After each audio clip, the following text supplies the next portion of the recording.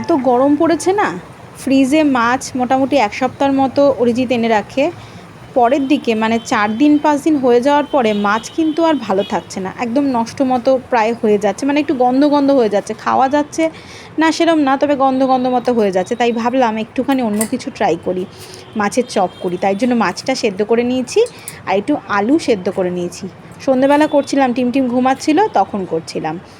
তা আলু আর মাছ সেদ্ধ হয়ে গেছে, এবার মাছটাকে ছাড়িয়ে নেব। এই রান্নাটা আমি 3টে পার্টে করেছি, মানে সন্ধেবেলা একবার করেছি 5টার সময় সেদ্ধ করে মাছ ছাড়িয়ে গেছি, আবার 7টা নাগাদ এসে এরকম পেঁয়াজ আর লঙ্কা আর রসুন দিয়ে ভালো করে কড়াইয়ের মধ্যে একটু নেড়ে নিয়েছি, মানে ভাজা ভাজা করে নিয়েছি।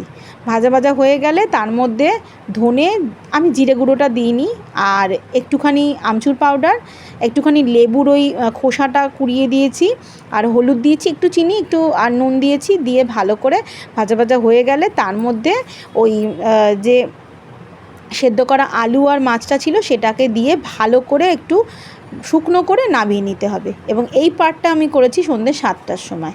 মানে অনেকেই জিজ্ঞাসা করো যে বাচ্চা নিয়ে কীভাবে করো। অ্যাকচুয়ালি না, রান্না করতে আমি ভালোবাসি, খেতে বেশি ভালোবাসি রান্না করার থেকেও, আর রান্না করতেও ভালো লাগে। তা সেই জন্য না, যখনই সুযোগ পাই, ফাঁকা থাকি, তখন এরকম করে নিই আর কি, ভালো লাগে বেশ ট্রাই করতে। তা এরকম ভালো করে এটাকে করছিলাম, মানে বিকেলবেলা অরিজিতের জন্য চা করতে এসেছি, টিমের ভাতটাও করতে এসেছি, তখন এটাকে ভালো করে ডোটা আমি তৈরি করে রেখে দিয়ে নিচে গেলাম। আমার ডো তৈরি হয়ে গেছে, এবার রেখে নিচে চলে যাব। নিচে গিয়ে সমস্ত কাজকর্ম করেছি, কাজকর্ম করে টিমকে খাইয়ে রাত্রিবেলা আবার 11টার সময় এসেছি আমার এই মাছের চপটা ভাজবো বলে। আবার তখন না কারেন্টও চলে গিয়েছিল লাস্টের দিকে।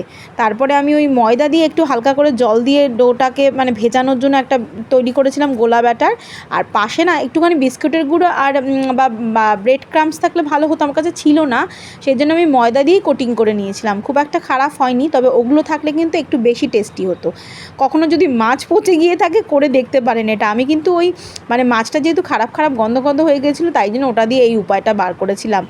তবে সেরকম করার কোনো ইচ্ছে ছিল না, তবে দেখলাম কিন্তু দারুণ হয়েছিল খেতে। আর আমি তো নিজের প্রশংসা সারাক্ষণ নিজে করতে থাকি, তবে অরিজিৎ কিন্তু এবার বলেছে যে ভালো হয়েছিল খেতে, অনেক দিন পরে বলল। ও সচরাচর সেরকম বলে না, তবে ও এই চপটপ ভাজাভুজিটা খেতে খুব ভালোবাসে, আর ভালো হয়েছিল। আমি তো নিজেই ট্রাই করি, কারোর অপেক্ষায়ও থাকি না। ওকে বলছিলাম যে কখনো তো একটুখানি ক্যামেরার সামনে এসে প্রশংসা করো না, এত ভালো ভালো রান্না করে খাওয়াই তোমাকে। বলছে বলি তো তোমাকে কমেন্টে কেন, একটু ক্যামেরাতেও তো বলতে পারো।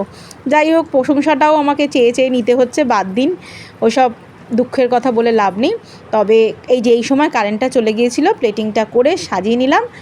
কেমন হয়েছে জানাবেন, একবার ট্রাই করে দেখবেন কিন্তু।